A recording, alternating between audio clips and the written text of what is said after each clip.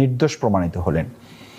এটা কিন্তু দু তিনটা বিষয় খুব সিগনিফিক্যান্ট। একটা হচ্ছে যে আইনগতভাবে আমাদেরকে ৭১ ইস্যু থেকে আমাদেরকে মুক্ত করা হয়েছে, আমরা মুক্তি পেয়েছি। শুধু আজহার সাহেব মুক্তি পান নাই, বরং জামাত ইসলামীর প্রতি যে একটা পলিটিক্যাল ব্লেম গেম এটা চালানো হয়েছে, এখান থেকে জামাত আইনগত প্রক্রিয়ায় পরিষ্কার করে দেওয়া হয়েছে। সুতরাং এরপর থেকে আমার মনে হয় না যে এই ইস্যু নিয়ে আর কারো কথা বলা উচিত, বরং বললে আমি আজহার ভাইয়ের মুখে শুনেছি উনি ইতিমধ্যে চিন্তা করে রেখেছেন যে এই প্রসঙ্গে যদি আর জামাত ইসলামীকে অ্যাটাক করা হয় অন্যায়ভাবে, তাহলে আমরা আইনগত পদক্ষেপ নেবে বাধ্য হব। এই জন্য যে লক্ষ্যে বা যে উদ্দেশ্যে তৎকালীন সময়ে অত্যন্ত অমানবিকভাবে এবং দেশীয় আন্তর্জাতিক আইনকে অবজ্ঞা করে যে ট্রাইব্যুনাল তারা গঠন করেছিলেন, 4টা জিনিসকে টার্গেট করে। একটা হচ্ছে হত্যা, একটা হচ্ছে ধর্ষণ, একটা হচ্ছে লুটতরাজ, একটা হচ্ছে অগ্নিসংযোগ।